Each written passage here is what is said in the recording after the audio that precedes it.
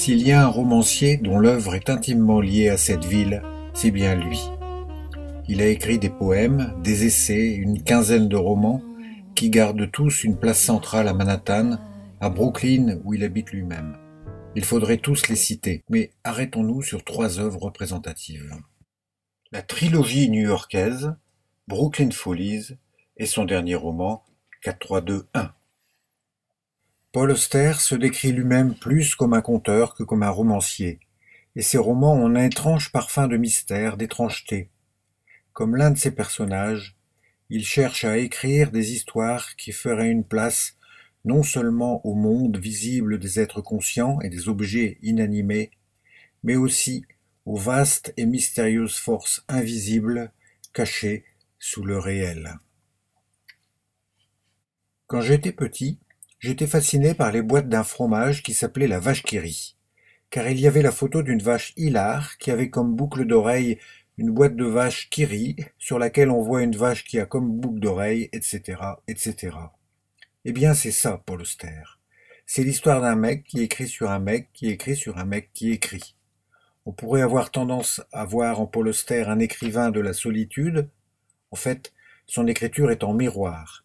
Elle est entre un narrateur et un écrivain. La trilogie new-yorkaise regroupe 3 romans, La Cité de Verre, Revenant et La Chambre dérobée. Ces 3 récits sont autonomes, mais sont cohérents entre eux. Le texte de chaque livre est parsemé de pseudonymes qui renvoient aux 2 autres livres. Ils construisent leur trame autour de la perte d'identité et représentent 3 énigmes autour d'un écrivain et de la place de l'écriture dans sa vie. Le premier livre, le narrateur est détective et rencontre un écrivain qui se nomme Paul Auster.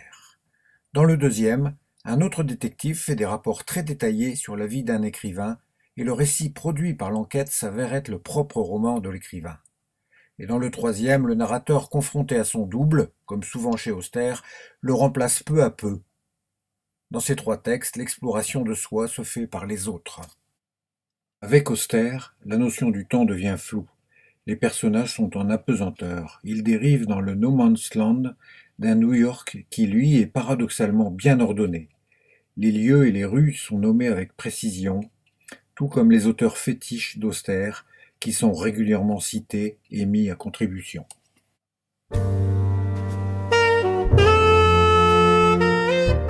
Paul Auster habite Brooklyn. Il nous parle donc d'un quartier qu'il connaît bien. Dans Brooklyn Follies, le narrateur se sent vieux.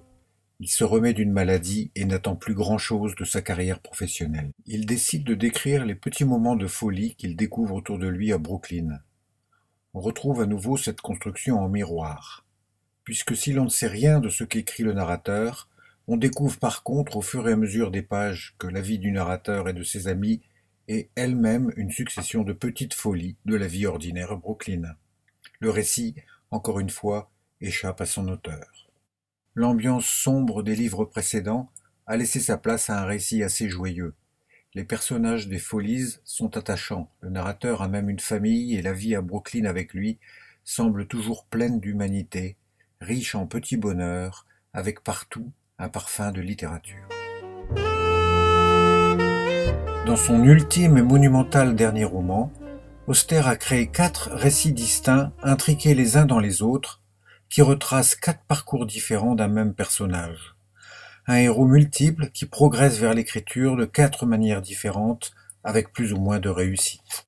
C'est bien entendu la propre vie du jeune Auster que l'on déguste tout le long de ces 1000 pages, sa vie dans les banlieues et dans les campus universitaires, ses efforts pour ne pas partir à la guerre, ses amours, ses expériences, et surtout son chemin vers l'écriture.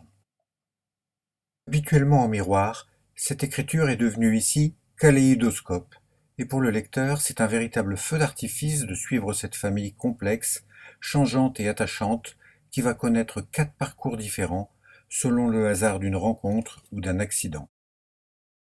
Dans les bouleversements de cette deuxième moitié du XXe siècle, pour Auster, comme pour ses 4 héros, s'impose une évidence. L'écriture est le seul moyen de résister.